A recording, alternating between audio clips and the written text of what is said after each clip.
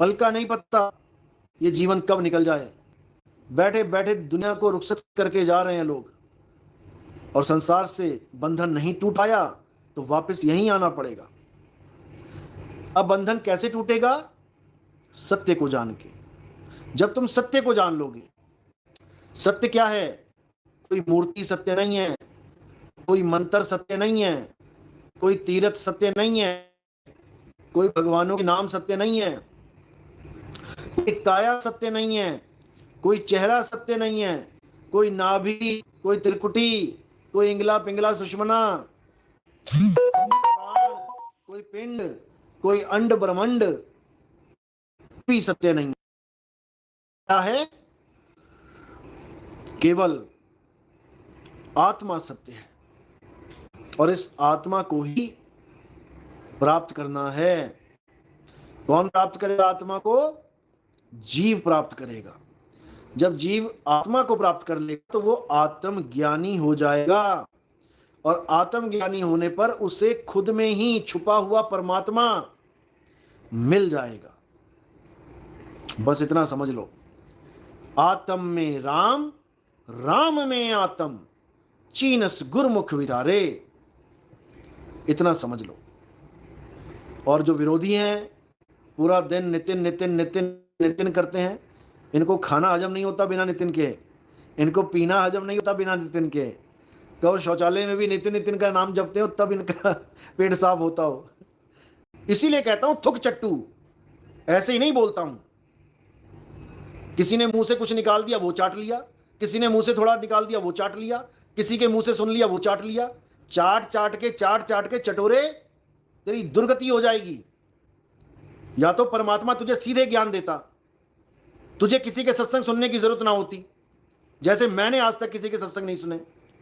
जिस भी गुरु के पास मैं गया, मैंने बिना सत्संग सुने नाम दीक्षा ली है।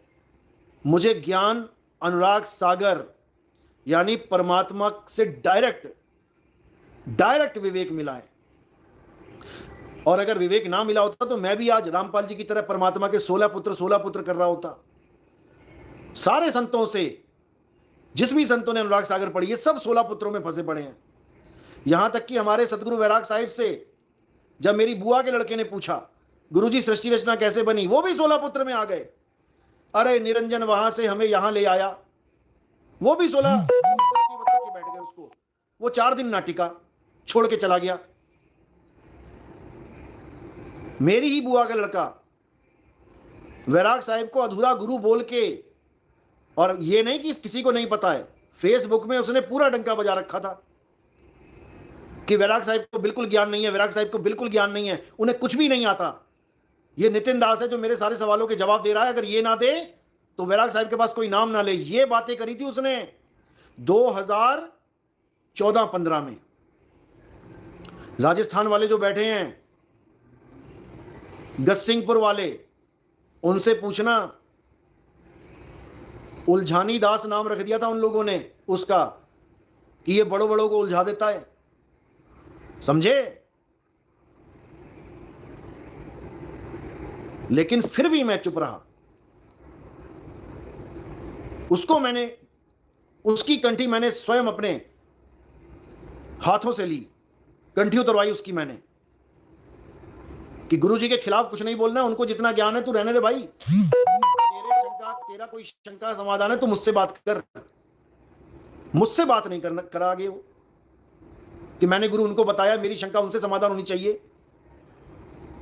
नहीं कर पाए, छोड़ दिया उसने। इसीलिए कह रहा हूं, मैं किसी गुरु के ज्ञान का गुलाम नहीं हूं। मैंने किसी गुरु के मुंह से सत्संग नहीं सुना है कि मैं सत्संग सुन के नाम दीक्षा लेके आया हूं कहीं से। जब मैं 5 नाम वाले गुरु के पास था तब भी मैं उसका सत्संग नहीं सुना था। मैंने अनुराग सागर पढ़ी थी बस्ती बलोचा वालों की, राधा स्वामी, और जिनसे नाम लिया उन्होंने छापी भी नहीं थी राधा स्वामी, उन्होंने अनुराग सागर नहीं छापी थी। किसने छाप रखी थी? बाबा बग्गा सिंह, फिरोजपुर वालों ने। उनका ग्रंथ पढ़ा था, तब लगा कि हां, कबीर साहब की बात हो रही है, जरूर कुछ ना कुछ ज्ञान मिलेगा। लेकिन सब फीका। अनुभव ज्ञान कहां से होगा भाई? अनुभव ज्ञान किसी गुरु की देन नहीं होता। 1000 बार मैंने दोहा बोला है, अनुभव ज्ञान परमात्मा देता है, स्वयं परमात्मा देता है। और जिसको अनुभव ज्ञान देता है उसको किसी गुरु की जरूरत नहीं पड़ती कि किसी गुरु से ज्ञान लेके बात बनेगी। उसको अपने आप ही धीरे धीरे धीरे परमात्मा इस काबिल बना देता है कि वो हर चीज को अनुभव करता है। सेवा को दो ही भले, एक संत एक राम। राम है दाता मुक्ति का, संत जपावे नाम। मोहर संत से लगवानी पड़ती है पंथ में आने के लिए, लेकिन कोई संत अनुभव ज्ञान नहीं दे सकता किसी को। अगर अनुभव ज्ञान दिया होता किसी संत ने तो उसके सारे चेले पार हो जाते। इस पंथ में तो नशा नहीं छूट रहा, पूरा दिन निंदा चुगली नहीं छूट रही, पूरा दिन गालियां दे रहे हैं। ये लक्षण है इन लोगों के जो कहते हैं हमारा गुरु पूरा, तुम्हारा गुरु पूरा, तो तू क्यों अधूरा रह गया। बात यह है। तो भाई ऐसे नहीं होता, मोहर लगवानी पड़ती है संत से, लेकिन अनुभव ज्ञान परमपिता परमात्मा देता है। हमेशा याद रखना, किसी साधु किसी संत के भरोसे मत बैठ जाना कि वो तुम्हें मुक्ति देगा। हाँ, चाबी उसी के पास है, वो अरदास करेगा अगर पूर्ण संत है तो, अगर पूर्ण अनुभवी ज्ञान रखता है तो। अधूरा गुरु तो अरदास भी नहीं कर सकता। अधूरे गुरु की तो अरदास भी परमात्मा तक नहीं पहुंचती, क्योंकि उसको अनुभव ही नहीं है तो पहुंचाएगा कैसे। बात यह है, अरदास पहुंचती है अनुभव से। जब अनुभव हो गया तो अरदास पहुंचेगी, और जब अरदास पहुंच गई उस शिष्य के लिए तो फिर उसको कोई रोक भी नहीं सकता। विश्वास नहीं बन पा रहा है, और जहां कहीं विश्वास उसका जुड़ रहा है वो वहां जुड़ जाए, लेकिन निंदा चुगली से बचे। अगर निंदा चुगली में तुम पड़ गए तो विश्वास तो छोड़ो भैया, गधा बनना पड़ेगा कुम्हार का। उसके बाद इतने डंडे पड़ेंगे, कभी जाके देखना गधे के पास, गाय के पास, बैल के पास, उनकी आंख देखना तुम, केवल एक आंख। तुम्हें आंसू की धारा इतनी ज्यादा गाढ़ी दिखाई देगी कि वो पूरी काली हो चुकी होगी रो रो के। याद रखो इसको, कभी भी कोई गाय दिखे, बैल दिखे, तुम जाके पहले उसकी आंख देखना। तुम्हें लगता है कि 84 का जीवन बहुत बढ़िया है, घास खा ली, गोबर कर लिया, हो गया काम। दिन रात रोना पड़ता है, हालत खराब हो जाती है। अभी तुम्हें पता नहीं है कि 84 क्या चीज है, और 84 में जाने का एक ही रास्ता है। क्या रास्ता है? अपनी आत्मा के अलावा किसी का भी सिमरन करना, यही 84 में जाने का एकमात्र रास्ता है। अब अगर कोई आत्मा का सिमरन ना करके मेरे नाम का 52 अक्षर का जाप कर रहा है पूरा दिन, तो कहां जाएगा? जो नर पड़े 52 के फेरा, सो नर जानो काल के चेरा। वो काल का ही चेला बन गया जो मेरा नाम दिन रात जप रहा है। अब काल का चेला कहां जाएगा? काल के मुंह में ही जाएगा, 1,84 में जाएगा, 1,84 में जाएगा। उसे बचाने वाला कोई इस धरातल पे है ही नहीं। और बचेगा कौन? जो 52 से न्यारा हो जाएगा। जब 52 का टूटे डोरा, सहजे छूटे काल झकोरा। फिर नहीं आए फिर नहीं जाए, सार शब्द में रहे समाये। इतना समझ लो, भगवान का नाम तो छोड़ना ही छोड़ना है। अगर तुम्हारे दिमाग में तुम्हारे विरोधियों का नाम भी चल रहा है तो और दुर्गति हो जाएगी। किसी के बारे में तुम लगातार सोच रहे हो, मेरी सास मुझे ऐसे बोल रही है, मेरी सास ऐसे वैसे, तुम्हारी सास ही दिमाग में घूमती रहेगी, 84 में चले जाओगे। जब ऋषि मुनि चले गए 84 में हिरण हिरण करके, तो तुम्हारी भी दुर्गति हो जाएगी। इसलिए मेरे भाई, मैं बार बार समझाता हूं, कहीं नितिन दास के चक्कर में कि नितिन दास का विरोध करेंगे, गालियां देंगे, मन को शांति मिलेगी। मन के तो तुम गुलाम हो ही चुके हो।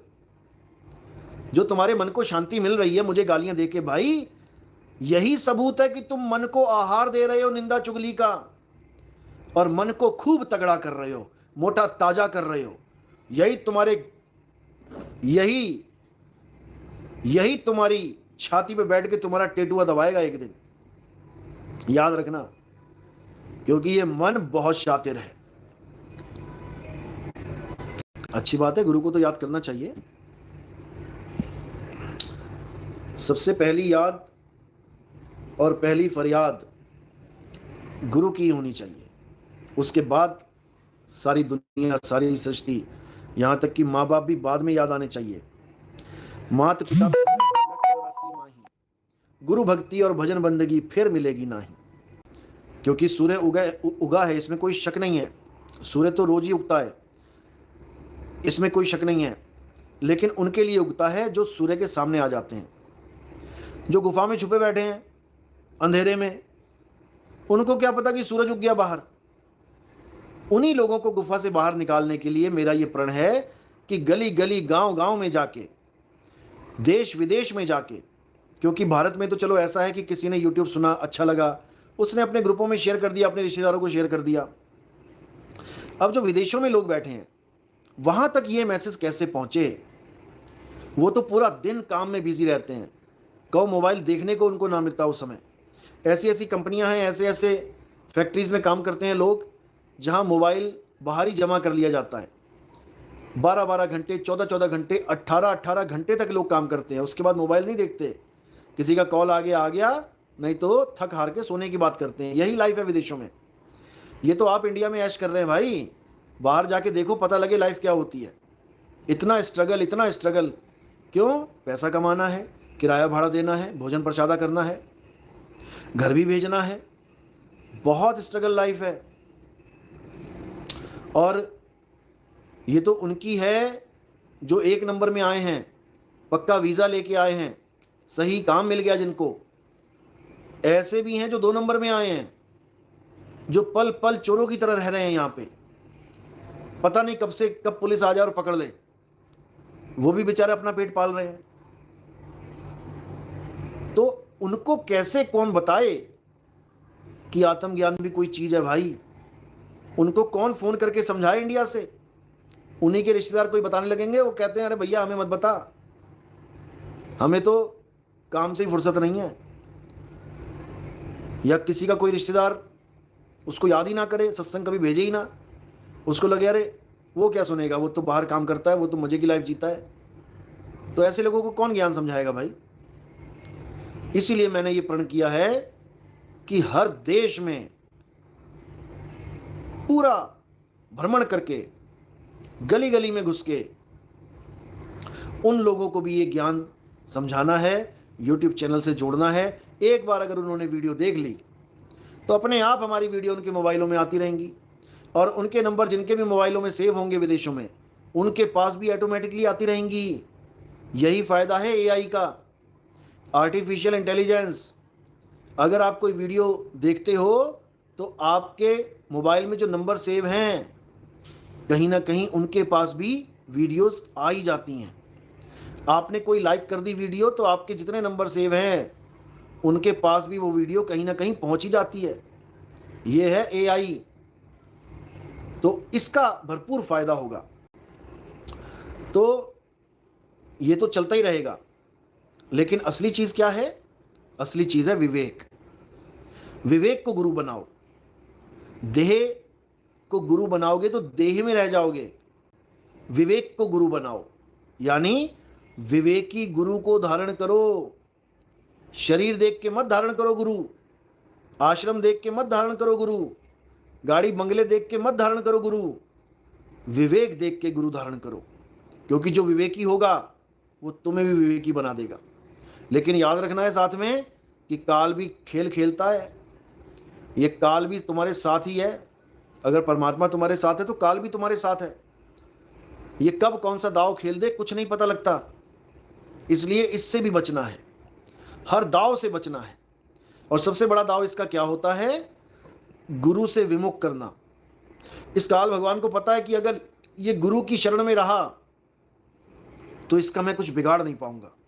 जैसे लकड़बग्गों को पता होता है कि अगर शेर का बच्चा शेर की शरण में रहा, शेर के आसपास रहा, तो हम इसका कुछ बिगाड़ नहीं पाएंगे, इसलिए वो क्या करते हैं, शेर के बच्चे को शेर से दूर कर देते हैं।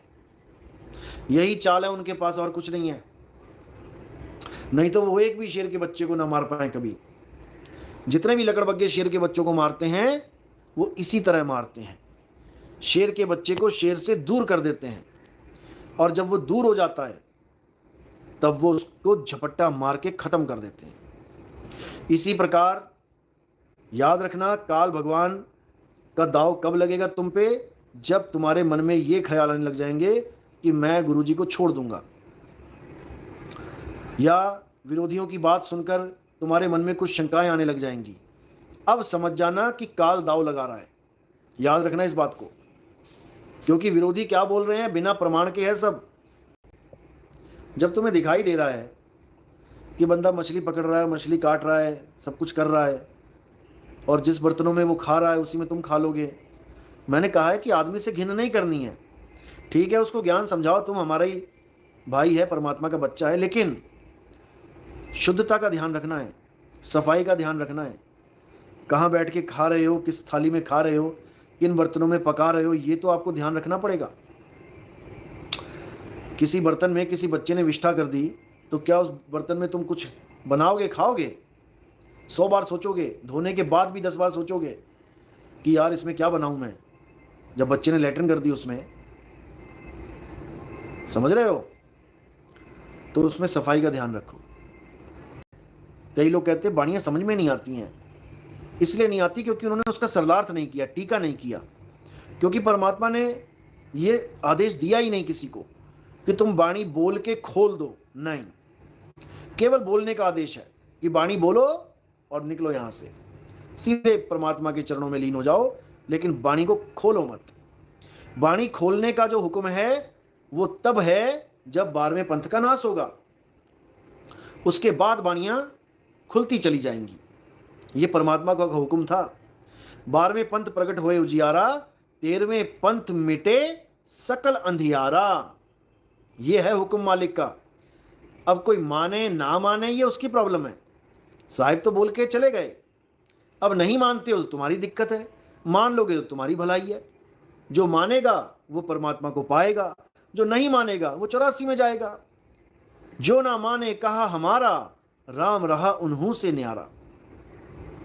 राम उनसे न्यारा है, राम उनसे दूर है, अलग रहेगा राम, वो मिल नहीं सकता उसको कभी, जो मूल ज्ञान को नहीं समझेगा। इसलिए पूरे विश्वास के साथ भक्ति करनी है, पूरे विश्वास के साथ। और विरोधी, देखो विरोधियों का काम होता है विरोध करना। जैसे अपोजिशन पार्टी हमेशा सत्ता जो संभाल के बैठी है उसका विरोध करती है। वो कोई अच्छा काम करे तो उसमें गलती ढूंढेगी, वो कोई बुरा काम करे तब तो लपेटे में लेना ही लेना है। यानी दोनों तरफ से विरोधी कभी बख्शते नहीं है। अब विरोधियों की बातें सुनो। एक विरोधी कहता, अरे नितिन दास आश्रम नहीं बनाता, क्यों नहीं बनाता, अगर आश्रम बना लिया फिर इसको वहां बैठना पड़ेगा, फिर संगत इसके पास आएगी, उनकी सेवा करनी पड़ेगी, उनके भोजन पानी का इंतजाम करना पड़ेगा। ये नितिन दास डरपोक है, ये नितिन दास इसलिए आश्रम नहीं बनाता, डरपोक है, इसके अंदर हिम्मत नहीं है। ये विरोधियों का हाल है। और मैं ही अगर आश्रम बना दूं तो पता है क्या बोलेंगे, देखो आ गया अपनी असलियत पे, जैसे बाकी बना के बैठे हैं वैसे ये भी बैठ गया, जैसे बाकी राजा बने बैठे हैं इसको भी राजा बनने का शौक चढ़ गया, जैसे बाकी मजे कर रहे हैं ये भी मजे कर रहा है, जैसे बाकी एसी में हवा खा रहे हैं ठंडी, ये भी बैठ गए ठंडी हवा खाने। भाई विरोधी कहीं नहीं बख्शेंगे। तुम चांद की अच्छे से अच्छी फोटो खींच के लेके जाओ, जो निकम्मा आदमी है वो दाग ही देखेगा हर फोटो में, यानी नेगेटिविटी ही देखेगा वो। समझ जाओ इसको। इसलिए तुम बच नहीं सकते इन निकम्मों से, इनसे इनका एक ही इलाज है। तुम्हारे पास 2 हाथ हैं, 2 हाथों से तुम 1000 मुंह बंद नहीं कर सकते, तुम्हें उनकी सुननी ही पड़ेगी, लेकिन तुम केवल 2 उंगलियों से कान बंद कर लो। सबसे आसान तरीका हजार छोड़ो, लाख छोड़ो, करोड़ निंदक, करोड़ निंदा करने वाले, करोड़ विरोधी तुम्हारा कुछ नहीं बिगाड़ पाएंगे। अगर तुमने 2 उंगलियां सही जगह यूज कर ली तो बस तुम कानों में उंगलियां दे लो और अपना काम करते चलो, करते चलो, करते चलो, करते चलो। ये खुद ही भौंक भौंक के थक जाएंगे और तुम अपनी मंजिल पे पहुंच जाओगे। बस यही फार्मूला है विरोधियों से निपटने का, यही फार्मूला है। तुम कहो कि इनको सुधार दूं, इनको नहीं सुधार सकते भाई। भविष्यवाणी करी थी। अब ये कोड खोल रहा हूं मैं नास्त्रेदमस का, पहले भी खोल सकता था, लेकिन आज मौका लगा है, सही टाइम पे कुछ बात याद आई है और 31 दिसंबर की बात भी चल रही है, तो मैं बता देता हूं। 31 दिसंबर जो मैंने बताया है कि परमाणु बम आएगा। परमाणु बम का मतलब क्या है? जो ये लोग उल जलूल बक्के कि ऐसे वैसे वैसे नितिन दास ने ऐसा बोला, ऐसा बोला, ऐसा बोला, जबकि ये हमारे गुरु के चेले नहीं हैं। ये हमारे गुरु के चेले नहीं हैं। विरोधियों में 90% लोग हमारे गुरु के शिष्य नहीं हैं, लेकिन फिर भी ये बातें उड़ाते हैं। क्यों? क्योंकि ये डरते हैं कि नितिन दास के साथ ज्ञान चर्चा में तो हम कुछ कर ही नहीं सकते, इसके ज्ञान को तो हम चैलेंज कर ही नहीं सकते, तो इसको बदनाम करके कुछ फायदा उठाया जाए। ठीक है, करो बदनाम। क्यों? क्योंकि मैंने अभी तक कोई सबूत नहीं दिया। जब तक कोई सबूत नहीं मिलता, जब तक रिहाई नहीं होती। ठीक है, मैं अपने आप को मुजरिम तुम्हारे सामने रख देता हूं कि मैं मुजरिम हूं तुम्हारा, क्योंकि वैसे तो तुम गुरुजी के चेले हो नहीं, लेकिन तुम्हें लगता है कि हाँ ऐसे ऐसे हुआ है, नितिन दास मुजरिम है। ठीक है, मैं मान लेता हूं कि मुजरिम हूं। कब ऐसा समय आएगा जब इस युग का, यानी जब ये युग पलट रहा होगा और जो प्रचार कर रहा होगा, लोग उसको गुनहगार मान लेंगे, लेकिन जब असलियत का खुलासा होगा, उसमें ऐसा भी बोल रखा था, इन लोगों ने यूज कर लिया 12वें पंथ वालों ने, कि देखो उसमें लिखा है कि वो जेल जाएगा, वो जेल जाएगा महापुरुष, और जब वो जेल से बाहर आएगा तो लोग उसकी खूब सपोर्ट करेंगे, लोग उसके पीछे पीछे चलेंगे और बहुत बड़ा पंथ चलेगा, बहुत बड़ा पंथ बन जाएगा। ये कोड को समझ ही नहीं पाए। इन्होंने अपने गुरु पे फिट कर लिया कि हमारे गुरुजी जेल चले गए हैं, अब जब वो वापस आएंगे तो बहुत बड़ा पंथ चलेगा। अरे भैया, वापस कब आएंगे वो? जिसको आखिरी सांस तक जेल हो गई हो सरकार की तरफ से, जज ने आखिरी सांस तक उम्र कैद की सजा सुना दी हो, उसको चैलेंज कैसे करोगे? जब कोई जज सजा दे देता है, उसको चैलेंज करना बहुत मुश्किल हो जाता है, और वो भी ऐसा केस जो देशद्रोह के नाम पे लगा हुआ है। कोई छोटा मोटा केस हो तब बात भी बनती है कि चलो निकल आए, बाइज्जत बरी कर दिया गया। बाई चांस निकल भी आए तो केस सारी उम्र लगा रहेगा, पेशियां फिर चलती रहेंगी, रिहा कब हुए, फिर गुनाह कब उतरेगा? तो होम्योपैथी दवा लेनी चाहिए, पर उसमें तो अल्कोहल मिला होता है, क्या उचित होगा? देखो, केवल होम्योपैथी में अल्कोहल नहीं है। आप कोई भी कफ सिरप लो, आपको खांसी आ रही है, उसमें अल्कोहल है। बात अल्कोहल की नहीं है। अगर अल्कोहल को दवा के रूप में सही मात्रा में एक्यूरेट परसेंटेज के साथ लिया जाए तो उसमें कोई बुराई नहीं है, वो एक दवा है। जैसे किसी को लकवा मारता है तो एक दवा है अफीम, अफीम दी जाती है उस बंदे को। अब कहने को तो अफीम नशा है, लेकिन लकवे का बहुत ही अच्छा इलाज भी है। अगर साथ के साथ अफीम दे दी जाए तो बहुत फर्क पड़ जाता है। तो बात ये नहीं है अल्कोहल की, आप केवल अल्कोहल पियोगे पैग लगाने के लिए, वो गलत है, समझे? सुपर से भी सुपर आज का सत्संग, शुक्राना मेरे साहिब जी, आनंद आ गया। बिल्कुल आनंद आएगा जी, बिल्कुल आनंद आएगा, अब सबको आनंद आएगा। दुख भरे दिन बीते रे भैया, सुख भरे दिन आए रे, अब आने वाले हैं, चिंता मत करो। सुषमा गल्होत्रा, साई बंदगी सतनाम। मेरे मालिक आपका शुक्र है जो आप अपने चरणों में जगह दी, शुक्र है मेरा मेरे मालिक। सतनाम, साई बंदगी।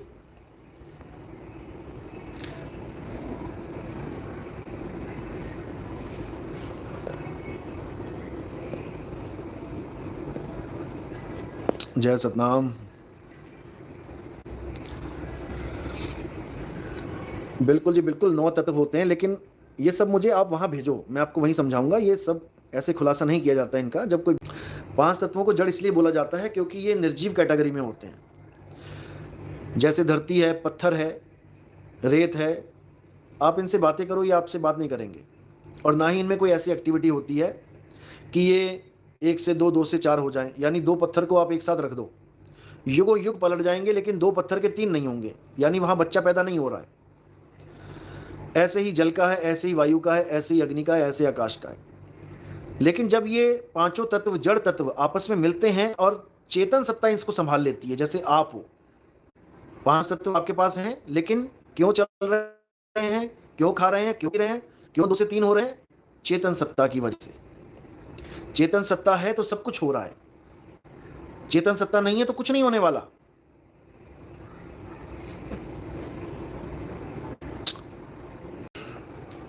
जिस धुन की आप बात कर रहे हो उत्तम दास जी, वो धुन ऐसे नहीं मिलती, इसको समझ लो।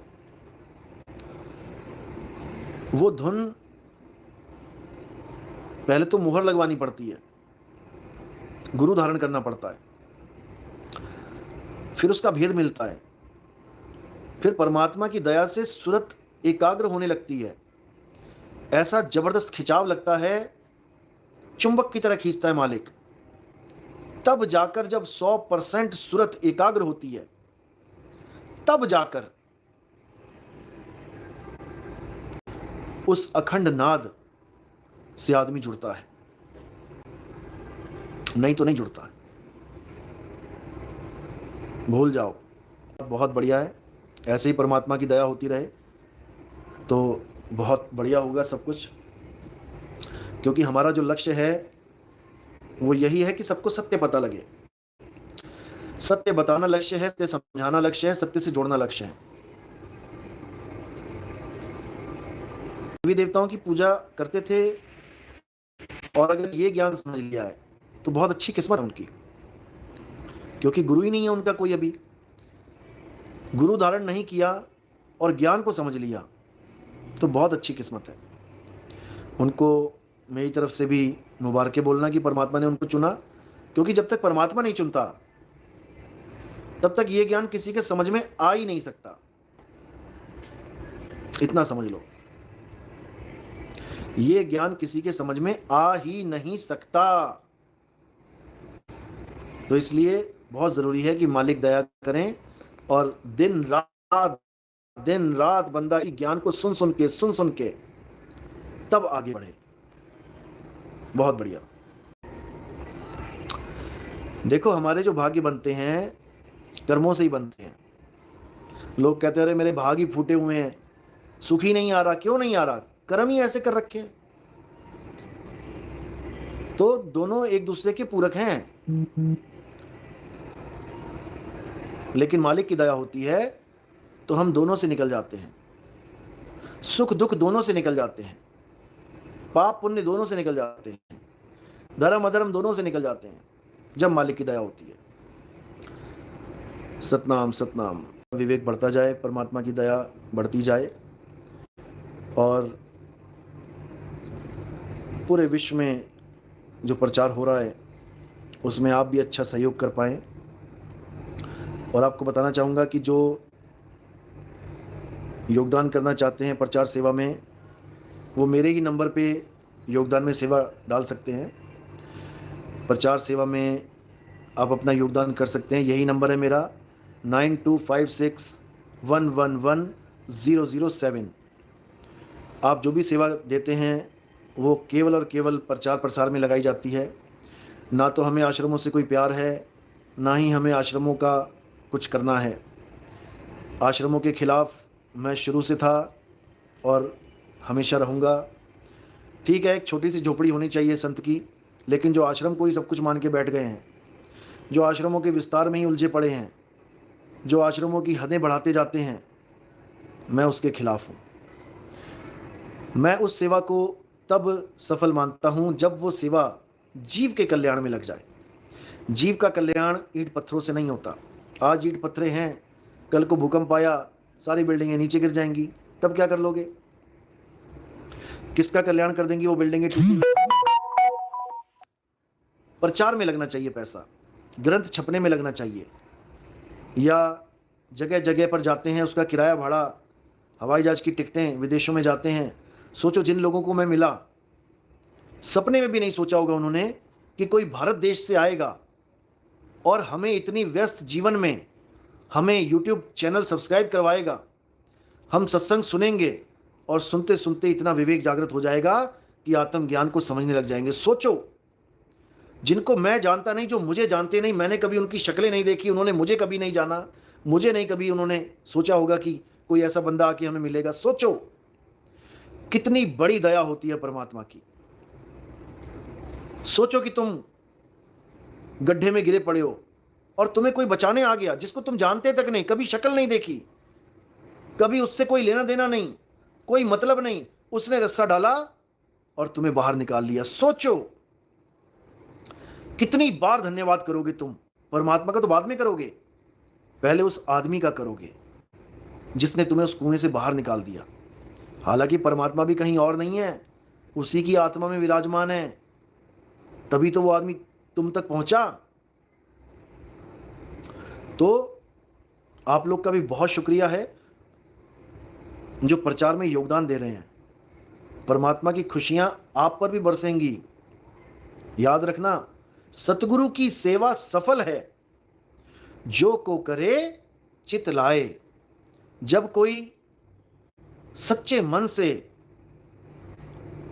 सेवा करता है, वो लगती है, वो लगती है। और अगर किसी की कोई इच्छा ना हो, निस्वार्थ सेवा कर रहा है, तो वो उसकी मुक्ति का कारण बन जाती है। याद रखना इस बात को। जो भी निस्वार्थ सेवा करते हैं अपने गुरुओं के पास, उन्हीं को परमात्मा आगे बढ़ने का मौका देता है, उन्हीं को सत्य तक पहुंचाता है, सतगुरु की उनके जीवन में एंट्री करवा देता है। याद रखना, इसलिए सेवा से कभी पीछे नहीं हटना है, सेवा बढ़ चढ़ के करनी है। जीवों की सेवा परमात्मा की सेवा है। इसलिए बोला जाता है गुरु रूप साध संगत। शब्द गुरु का रूप ही साध संगत है। ये जीव मालिक का ही अंश है, ईश्वर अंश जीव अविनाशी। तो जब तुम जीव के कल्याण के लिए कुछ भी योगदान करते हो, तो परमात्मा की अपार खुशियां तुम पर बरसती हैं। कितने कर्म तुम्हारे कट जाते हैं तुम सोच भी नहीं सकते। सेवा करने के बाद अगर तुम्हारी उंगली कटती है तो समझ लो कि हाथ कटने वाला था पूरा, आधी उंगली में ही निबेड़ा कर दिया मालिक ने। सेवा करने के बाद अगर तुम्हें छोटी मोटी बीमारी होती है तो सोचो बहुत बड़ी आफत आने वाली थी। तुम्हारे किडनी स्टोन आ जाते हैं तो सोचो ऐसा हाल होने वाला था कि बुरा हाल हो जाता। धीरे धीरे कष्ट कट जाते हैं, हर कष्ट कट जाता है। थोड़ी सी आंख में चोट लगी तो मालिक ने ऐसा बचाया तुम्हें कि दोनों आंखें खत्म होने वाली थी तुम्हारी। तो कष्ट आते भी हैं, ऐसा नहीं कि नहीं आते हैं। सेवा करने वालों को भी कष्ट आते हैं, लेकिन वो इतने से आते हैं कि आराम से सुख दुख का भुगतान करते हुए निपट जाएं। आराम से भुगतान हो जाता है, मालिक ताकत भी देता है भुगतान करने की, ऐसा नहीं है। तो ठीक है, आप सेवा कर सकते हैं। 9256111007 नंबर है। और जो हमारा जोधपुर में जो संस्था है हमारी, उसका भी अकाउंट नंबर है जो मैंने दे रखा है, मैं डिस्क्रिप्शन बॉक्स में डाल दूंगा। और या फिर मैं इसका जो मेन थंबनेल है मैं वहाँ पर अकाउंट नंबर डाल दूंगा, आप उसको भी देख सकते हैं, उसमें भी आप सेवा कर सकते हैं। टीवी में जो प्रचार सेवा है वो चल रही है, अभी ऐड शुरू किए हैं हमने 2-3 महीने 4 महीने ऐड चलाने के बाद, क्योंकि अभी वो टाइम नहीं मिल पा रहा है जो प्राइम टाइम है, जो हमें चाहिए। टाइम मिल रहा है 11:30-12 बजे का रात में, तो उस समय तो कोई सत्संग देख नहीं पाएगा, इसलिए अभी थोड़ा वेट कर रहे हैं। जैसे कोई भी सही टाइम मिलता है वैसे ही प्रोग्राम स्टार्ट करेंगे। और उसकी सेवा भी आप उसी अकाउंट में डालें जो हमारा ट्रस्ट बना हुआ है, वो मैं आपको दे दूंगा, इसी वीडियो के थंबनेल पे डाल देंगे। तो आज का शंका समाधान यहीं पे समाप्त करते हैं।